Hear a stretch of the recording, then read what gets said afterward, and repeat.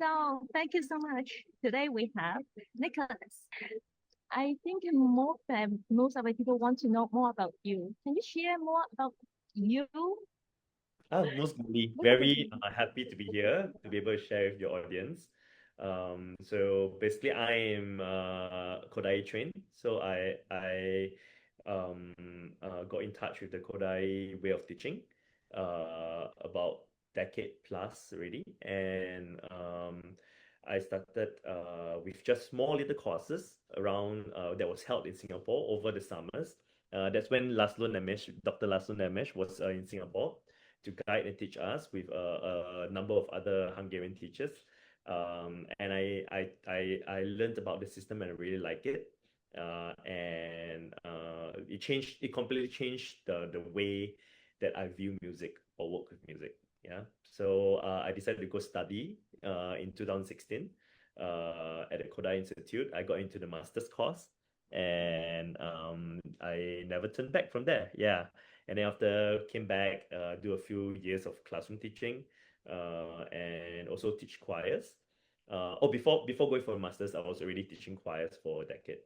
Yeah, and then I went to decide to pursue my doctorate in the US at the University of Southern California. So that is in choral music and choral music with some minors in music teaching and learning, and which actually the Kodai course set the foundation for. Yeah, I felt that my later pursuit in my musical pursuits, my academic pursuits, were actually the foundation was actually set by going through the Kodai system.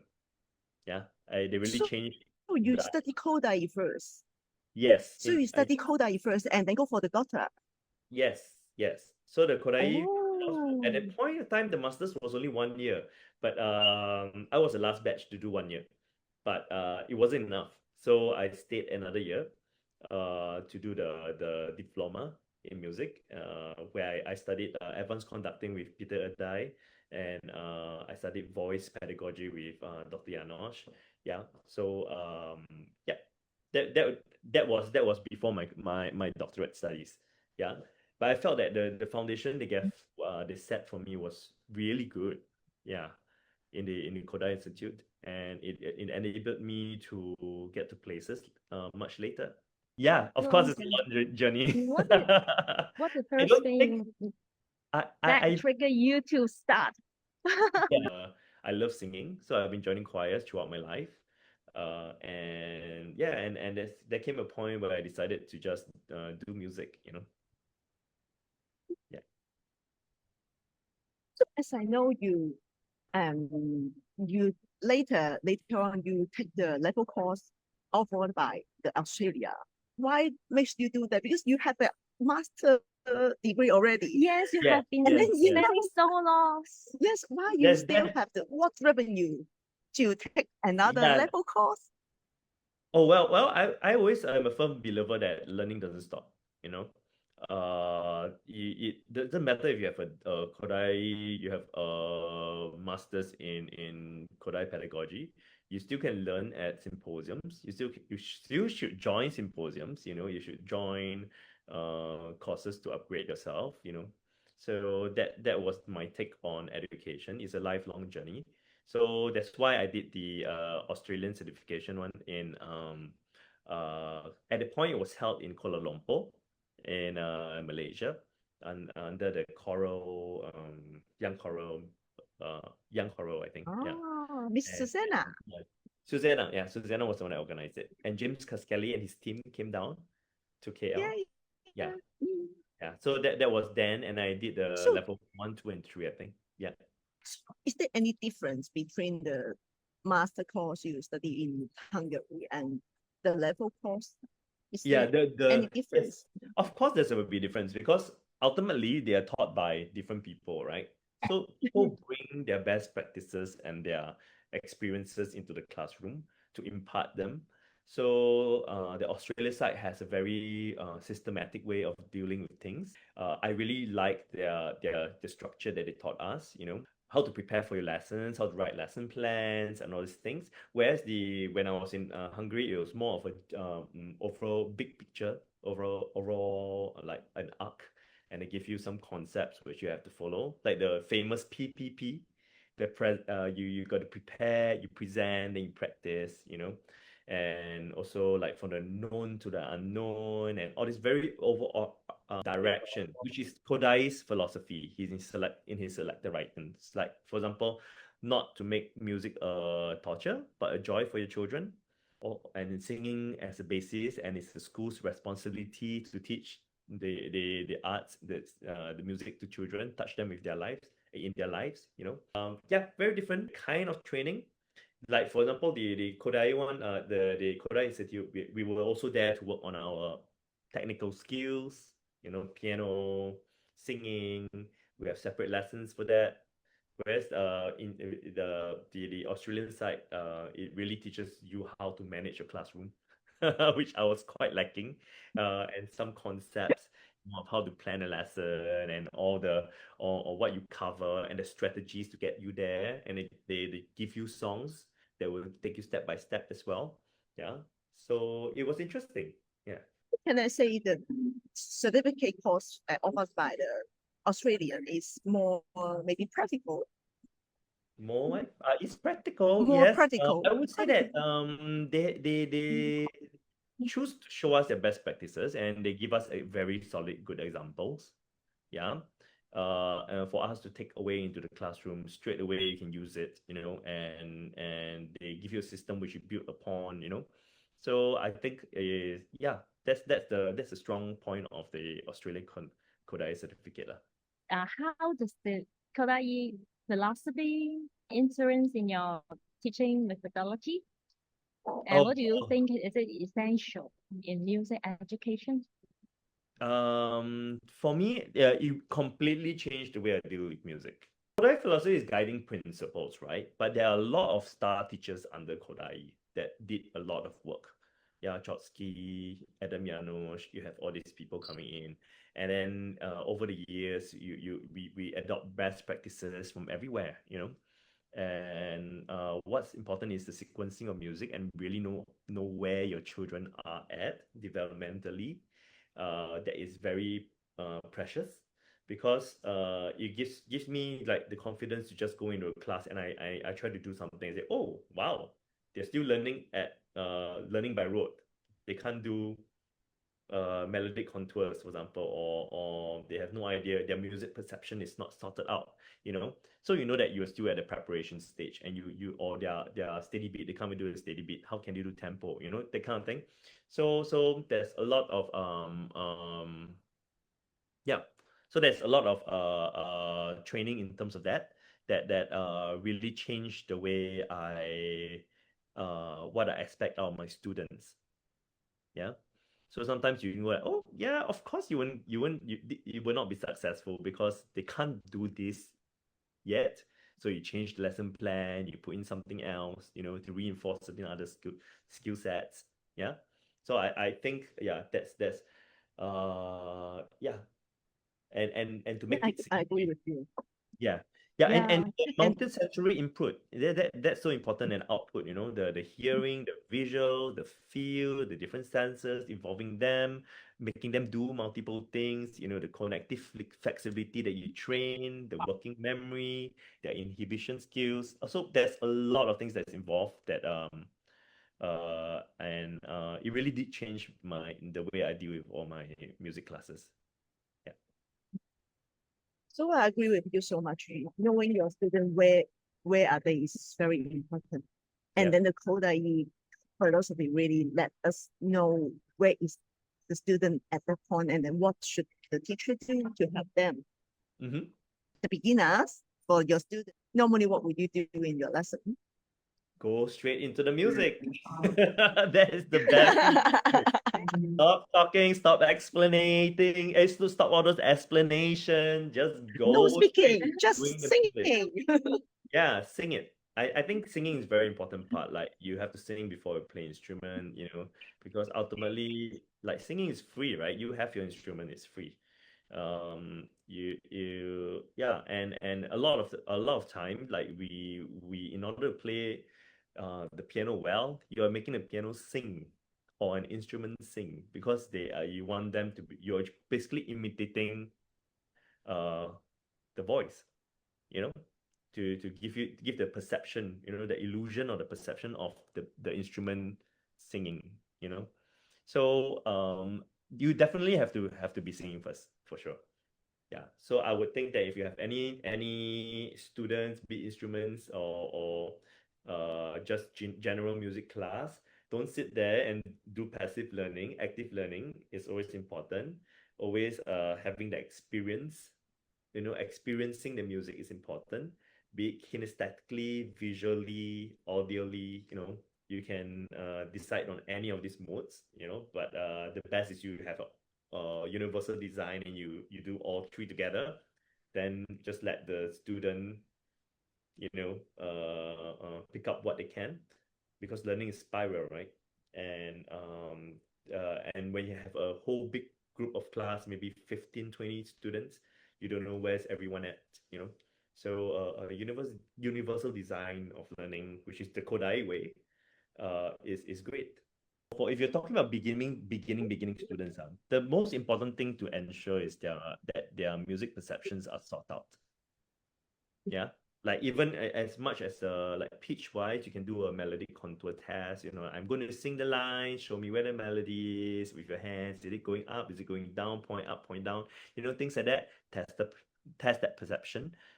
Assessment is very important. Yeah, and then like long or short beats, long or short sounds, yeah, for rhythm, whether even if they can do the steady beat, you got to test. You got to come up with some activity for them, and you got to assess them, and you got to decide if their music perception is strong enough, right? If they can decipher it from the audio or the piece of music. Yeah, and then after that, you know what to work on. Yeah. So can you suggest some activities, just like maybe you are now is at the first lesson, then you don't know the 50 student now. Then what will you do at first? How do you test? You can test us now. Usually the children won't sing. We have a problem. Students don't like to sing. When When do not first like to come to the class, it's or always shy to sing. Oh, naturally. Is All my it won't students do not sing during first lesson. Only the daring ones do. It depends on their bringing up at home too. Are they told to Yeah. sit there to listen when the adult is talking, or are they a type where they interact freely? So there is so much culture involved in students' reaction in class, right? On the first meeting, Yeah. especially when I'm a stranger. Yeah, do we expect our students to sing? No. No, there is no way 100% of your students will open their mouth and sing with you. So what do? You sing. You do the singing. And what holds it apart, what holds it together is the activity. That's why there's this kinesthetic portion, there's this the kinesthetic one, very important, or the visual portion or things like that, or props. As simple as heart shapes, or holding stickers or things like that. Yeah. Or placemats where they start jumping on and things like that. So you have to create activities for them. And that's the beautiful part about the Kodály classroom, is that the class is like, let's say if it's half an hour, each activity is 5 minutes, and you have six straight away, and you're tackling different issues. One tackle tempo, one tackle steady beat, one tackling loud, soft, high, low, all these things, which is the music perception that you're training. Yeah, so those are very important for beginning students. The first thing they come in is I sing like, hello, hello, how do you do? How do you do? How do you do? Hello, hello, how do you do? How do you do today? What's this testing already? It's already assessing their steady beat, whether they can keep a steady beat, right? From the waving of the arms. And then they may not need to, they won't sing it. I don't need them to sing it the first time around. And I'll go like, if you wear a green shirt, stand up. If you wear a green shirt, stand up, then clap, clap, clap your hands, clap, clap, clap your hands, clap, clap, clap your hands, clap your hands today. Sit down. Commonalities, draw commonalities. So first is a green shirt, something physical, wearing watch. Second thing, get to know them better. Oh, do you have pets? Oh, those who have pets at home, stand up. Those who have pets at home, stand up. What do you have? What do you have? What do you have? What do you have?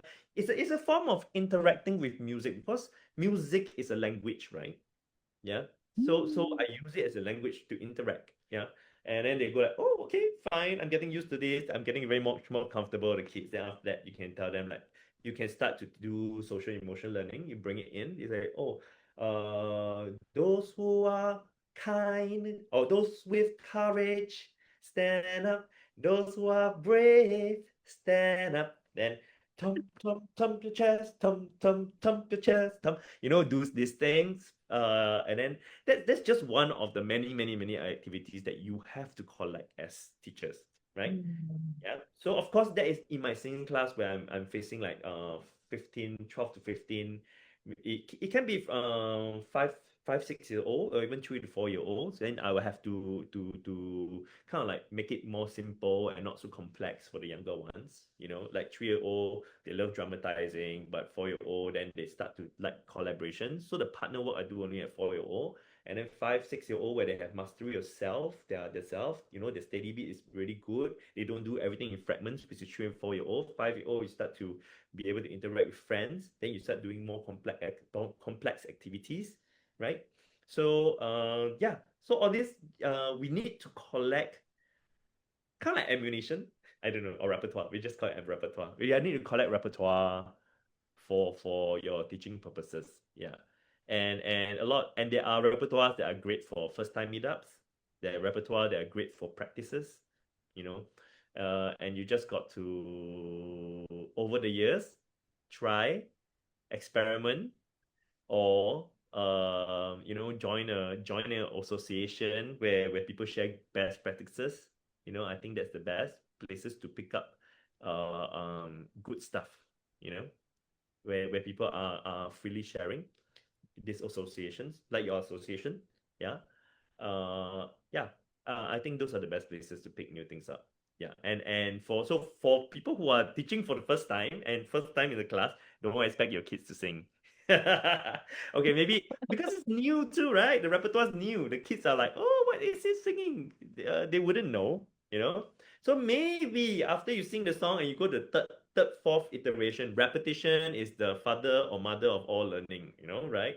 And then so repeat, and naturally when they're confident, they feel ready, they feel that it's a safe place that they can express themselves verbally, they will do it. They'll join in. Yeah. Yes, But and I even like if not, even if they do not, don't be disheartened, because I always get phone calls, or not phone calls, I always get news through the grapevine that some parents would tell the school, say, or the parents would tell me, my kid is singing at home all the time. I go like, she's not singing in class, Exactly. But yeah, so don't be disheartened. Do teach, because it's like language acquisition, right? For kid, as long as you are singing and you're doing the activity and they are listening, they are actually learning. Yeah. Yeah. Correct. and I But really love the everybody, way you sing while you actually speak with them, and actually you singing, and yeah, then da, da, da, da, da, if you wear green shirt, stand up, da, da, da, da, da, da.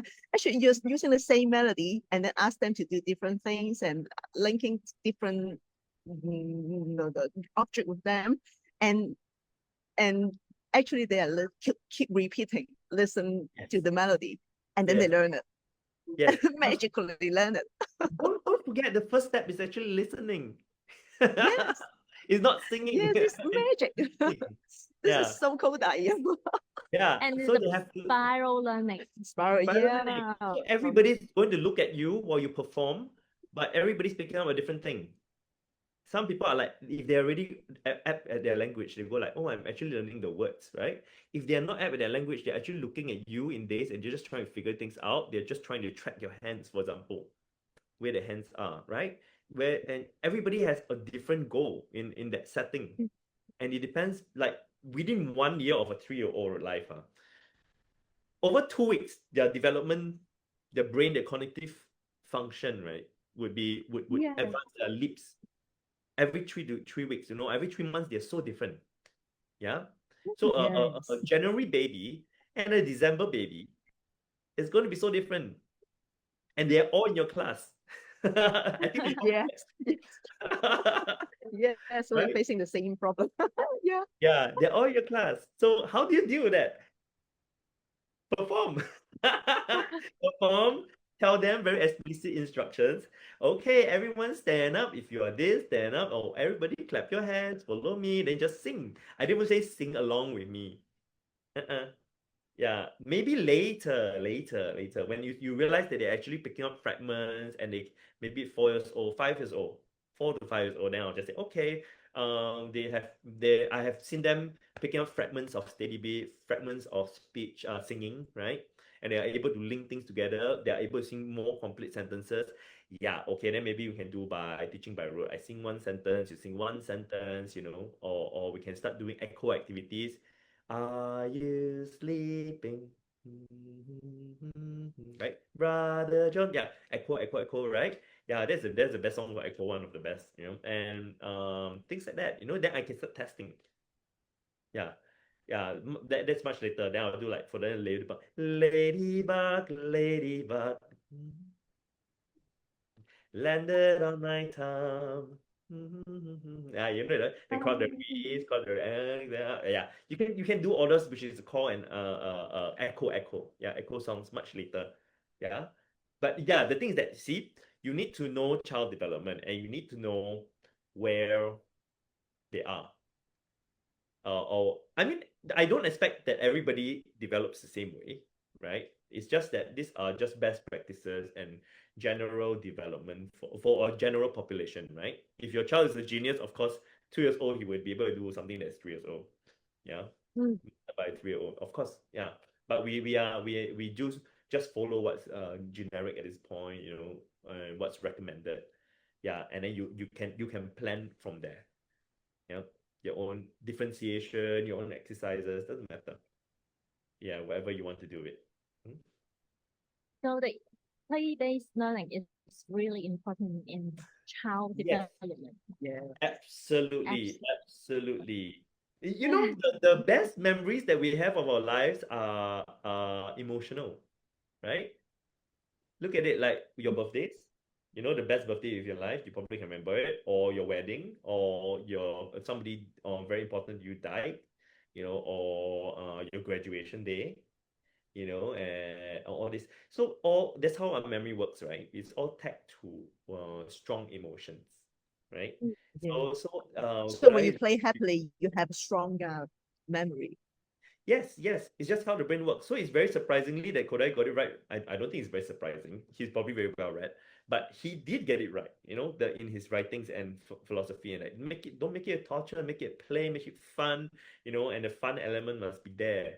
It's a joy. It's a joy in life. Okay, I mean you don't have to be chaotic and everything, but as long as it's enjoyable, right? Yeah. So there is the science recently, cognitive science, where it's linked to your memory and it helps you remember things better. Yeah, and the whole brain functions better that way. So yeah, have fun for sure. The kids are, or because you want to cultivate other than the cognitive benefits, you want to cultivate a love for music, which is so important for little children. I don't think able to sing do re mi or so mi accurately is a goal, at that age when they're young. I don't think it should ever be a goal. Yes, it is a goal to work towards, but is it a final product of whether you final measurement of whether you are successful as a music teacher? I don't think so. I think what's more important is whether your kid does music continuously and whether they enjoy the process. Yeah. And the social connection is really important. How to connect with each and between people. Correct. Yeah. And that's why the group classes are so important, because you can have like turn taking, you can have like passing around, you have collaborations, you're playing batter cakes, these kind of things. All part of the fun. Yeah. All about the sharings and play with the peoples and play with others and we share the toys and we have to wait to Yeah. have a And competition. even teaching them to blame each other, which is quite fun. I like the song like my little boat rolled over when the wind began to blow. It was all because of Ying who had never learned to row. Then Ying go, no, no, no, I do know. It was all because of JJ who had never learned to row. Then everybody, oh, my little boat go over. It's quite fun. And they start blaming each other, and kids like doing that, and they just laugh. But of course, I blame myself first. I always make myself a victim first. Yeah, so that they don't feel like, oh, Yes, yes. yeah. So I always make myself the victim first. It was all because of Doc Nick who had never or my co-teacher. Or pianist. Yeah. Yeah, this is very important. The Yeah. teacher is the Yeah. first. Yeah. Saying They'll feel the like, game, the teacher is always the yeah, first, and then the student will don't mind be the other one. you have to be careful lah. Just be careful. So there are certain things that you pick up and certain tricks that you learn over the years. To what to look up for. The only way to learn it, do it. Then you have, if one child cries, yeah, learn. Learn from it. Well, thank you so much. This is what we are going to searching for and we will always want more on this kind of way of teaching. Yes. People, I Yes. like to see children happy, enjoy the class while they can still learning more from us and they can develop their own activity on different kind of apps. Absolutely. right. Absolutely. So the really, Yes, I think actually, it's maybe our responsibility as teachers to educate ourselves. Learning should not stop. It should always be continual. I mean, I'm already 42 and I'm still learning. I find that learning doesn't stop at this age still. I did, even though I completed my doctorate and I have my terminal degree, I feel like, oh, there's still so many things I do not understand, and still have to dig up, have to ask friends, and there's always somebody else who does it better at this point because they are dealing with it more often. It's just that because yeah, life experiences give that they gain, right? Yeah. So yes. that's why it's so important to be in a collective. It's so important to be together as a group, and joining association or even like go upgrading.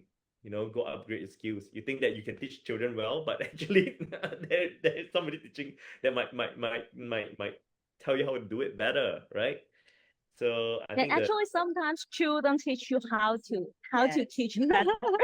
yes, by They observation. You know know their something. way. Yes. Then even if they teach better, some people might not recognize it, right? So the problem is that you don't have a Oh, framework to look at things or the lens to Yes. look at a lesson or what to observe for. That's when you need to go for the Kodály course in the Australian one, or go to Hungary, go and get it done. I think anyone is very useful.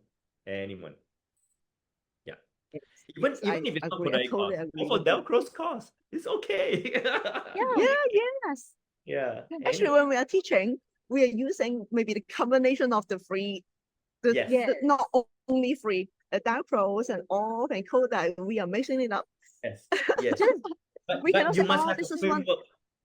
You must have a Yes, framework of yes, how yes. you want to understand the music lesson. Like, okay, the framework is the audio to kinesthetic, audio to visual, and all these three must be prepped really well. The triangle, the Holy Trinity of preparation. You must get it done first, and then you can move on to practice. I mean, these things are set in stone. Some things are really set in stones. After a while, you realize that there is a sequence and there is a step in development. Yeah. Yes. Maybe the materials are always the same. Maybe it's several songs, but how you teach is the key. Correct. I can use the same song from primary school, from infancy all the way to primary school, but the focus is different each time. So you also got to be clear on what you want to what you want to cover or what you want to achieve with a piece. Yeah. So our duty as teachers really go and upgrade ourselves. The other thing is hide what you're doing. You don't have to tell the teachers. You don't have to tell children what you're teaching them. Make them learn subconsciously learning. You know, that's the whole idea of preparation. Make them do things that are Yes. fun and don't tell them they're learning anything. You know, until later say, oh look, this is actually TT. You know, or whatever. Then they're oh, that's the whole point of the practice, right? At the presentation, yeah. That one moment in Yeah, time, they actually go like, aha, okay, so this is called that. You know, yeah, yeah. So And we got a comment from our audience. oh, She said, already? thanks, April. She said, yes, Yeah. yes. She said, the ultimate goal of music teacher is to let a child to enjoy music. A music teacher most important job is to make your class enjoyable and engaging. Yes, 100%. Thank you. Emotions. You got to link it in. Exactly. Exactly. Yeah. And really, the measurement of your success is whether the child continues music, you know, whether they grow up liking it. Yeah, and not shying away like, oh, I cannot do it. Oh, I cannot play the piano, you know, or the trauma, you know, the fear for it. Yeah, no. Don't ever let that develop. You know, they should be natural. Yeah. Yeah. But you know, time runs so fast. Now Yes. it's so We already over it for you. 5 minutes. We all Time Okay, speed. Wow, it's So- already 9:30. I we think still have you next session. You think the 30 minutes is not enough for us? You see, it's so much for us to learning from you, and Yeah. it's a very Oh nice no, help I'm just and sharing. free and Yeah, nice sharing. yeah. Thank you so much. Yeah, so maybe Okay. next time can we have more demonstration? And then we can More be the student. demonstration. No, it's very hard because I only can think about the demonstrations if I have a point to say or some point to make. Yeah, then I will come up with the demonstrations. But depends on what you want to achieve. Like say you got to know that piece, what is it used for, right? What is your focus? So our audience, you can leave us message. The audience can text us and Yes. say Yes, what your inbox thoughts or yes. on the comment, whatever, any method you can send us message and then what you want to know or you want to learn from Nicholas. And we can talk about it next time. Yes. Yeah, happy to So thank you share. so much, Nicholas. Thank you for having me. Yeah, so see you next Monday.